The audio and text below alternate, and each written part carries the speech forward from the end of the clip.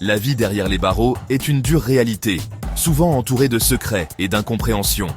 C'est un monde où la liberté n'est qu'un lointain souvenir, remplacé par l'enfermement, des routines strictes et la présence constante de l'autorité.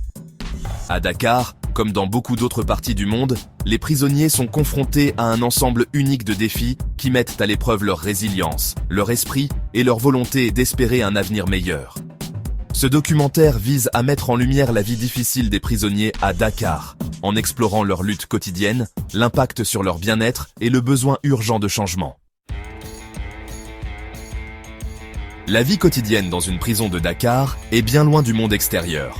Les conditions de vie y sont extrêmement difficiles, et chaque jour est une lutte pour la survie. Imaginez-vous vous réveiller chaque matin dans une cellule exiguë et surpeuplée, où l'intimité est un luxe inexistant. Les détenus doivent partager un espace minuscule, souvent avec plusieurs autres personnes, ce qui rend chaque mouvement difficile. L'air épais de l'odeur de sueur et de désespoir. La chaleur étouffante et le manque de ventilation aggravent encore les conditions de vie, rendant chaque respiration pénible. Les détenus doivent supporter des températures élevées, ce qui ajoute à leur inconfort quotidien. La nourriture est souvent maigre et peu appétissante, un rappel constant des libertés perdues.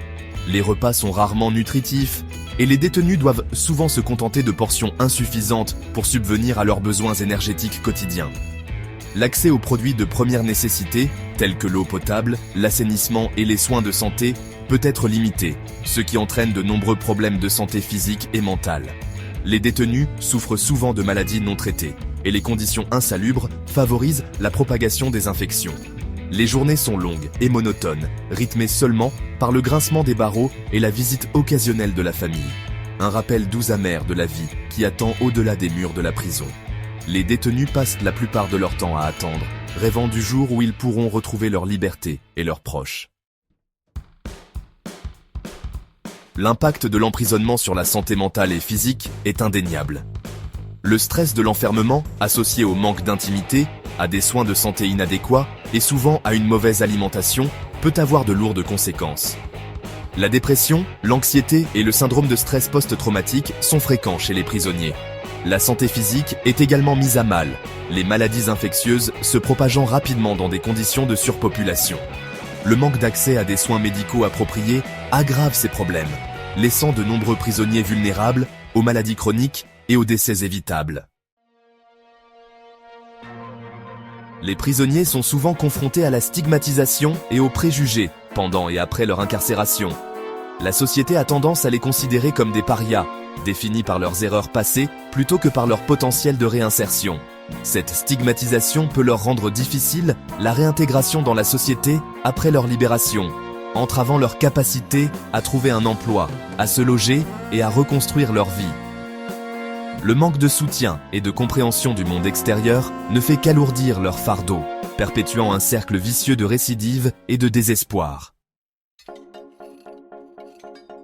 Malgré les nombreux défis auxquels ils sont confrontés, les prisonniers de Dakar font souvent preuve d'une résilience remarquable et d'une forte volonté de survie. Ils tissent des liens avec leurs codétenus, trouvant réconfort et soutien dans des expériences communes.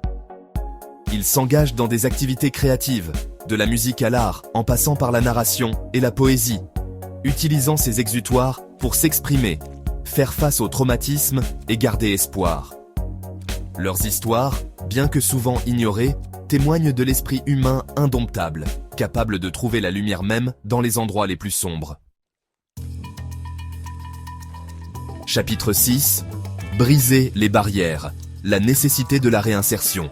L'objectif premier du système carcéral devrait passer de la punition à la réinsertion. En effet, la réinsertion des détenus est un enjeu crucial pour la société. Il est crucial de donner aux prisonniers les outils et le soutien dont ils ont besoin pour changer de vie. Les programmes éducatifs, la formation professionnelle et les ateliers de développement des compétences sont essentiels. Et les services de conseil peuvent jouer un rôle essentiel dans ce processus. Les séances de thérapie de groupe et le soutien psychologique aident les détenus à comprendre et à gérer leurs émotions. En s'attaquant aux causes profondes de la criminalité, telles que les traumatismes passés et les problèmes de santé mentale, et en offrant des possibilités de développement personnel, comme la lecture, les ateliers de développement personnel et les activités créatives, nous pouvons briser le cycle de la récidive. Les histoires de réussite de la réhabilitation montre que le changement est possible et aider les prisonniers à se réinsérer dans la société en tant que membres productifs et actifs. En fin de compte, une approche axée sur la réinsertion profite non seulement aux détenus, mais aussi à la société dans son ensemble, en réduisant la criminalité et en favorisant la cohésion sociale. Chapitre 7. Un appel au changement. Améliorer les conditions, restaurer des vies. Il est primordial d'améliorer les conditions de vie dans les prisons.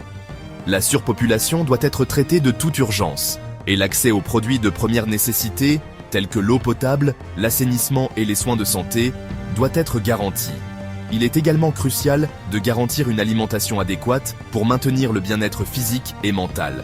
En outre, il est essentiel de proposer aux prisonniers des activités enrichissantes, telles que des programmes éducatifs, des formations professionnelles et des activités créatives, afin de favoriser leur réinsertion et leur développement personnel. Chapitre 8. L'effet domino. L'impact sur les familles et les communautés. L'impact de l'incarcération s'étend bien au-delà des murs de la prison, touchant les familles et les communautés des personnes emprisonnées. Les enfants de parents incarcérés souffrent souvent de détresse émotionnelle, de difficultés scolaires et de difficultés financières. Soutenir ces familles par le biais de services de conseil, d'une aide financière et de programmes éducatifs peut contribuer à atténuer les conséquences négatives de l'incarcération sur les générations futures. Il est essentiel de se rappeler que le bien-être des prisonniers est intrinsèquement lié au bien-être de nos communautés dans leur ensemble. Chapitre 9. Vers une approche plus humaine, une responsabilité partagée. La création d'un système carcéral plus juste et plus humain est une responsabilité partagée. Cela signifie que chaque acteur, qu'il soit au sein du gouvernement, des institutions pénitentiaires ou de la communauté, doit jouer un rôle actif et engagé. Elle exige un effort collectif de la part des décideurs politiques, des responsables pénitentiaires et de la société dans son ensemble. Les discussions et les collaborations entre ces groupes sont essentielles pour identifier les meilleures pratiques et les solutions innovantes. Nous devons abandonner les mesures punitives et adopter une approche de réinsertion axée sur la reconstruction des vies et l'autonomisation des individus afin qu'ils deviennent des membres productifs de la société. Les programmes de réhabilitation, tels que les thérapies de groupe et les formations professionnelles, jouent un rôle crucial dans ce processus. En investissant dans l'éducation, les soins de santé et les programmes de réinsertion, nous pouvons offrir aux détenus les outils nécessaires pour réussir leur réintégration. L'éducation en prison, par exemple, peut ouvrir de nouvelles perspectives et offrir des opportunités qui étaient auparavant inaccessibles. Et les programmes de réinsertion, qui incluent des formations professionnelles et des ateliers, permettent aux détenus d'acquérir des compétences précieuses.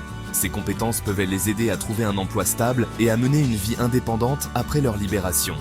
Nous pouvons briser le cycle de la récidive en offrant un soutien continu aux anciens détenus.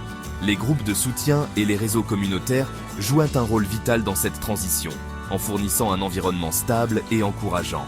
Réduire les taux de criminalité en créant des communautés plus sûres et plus résilientes. Les statistiques montrent que les programmes de réinsertion efficaces peuvent avoir un impact significatif sur la réduction de la criminalité et créer une société plus sûre et plus humaine pour tous. Une société où chacun a la possibilité de contribuer positivement et de vivre en harmonie avec les autres. N'oublions pas que chacun, quelles que soient ses erreurs passées, mérite une chance de rédemption et une vie digne et pleine d'espoir. En travaillant ensemble, nous pouvons construire un avenir où la justice et la compassion vont de pair, offrant à tous une seconde chance.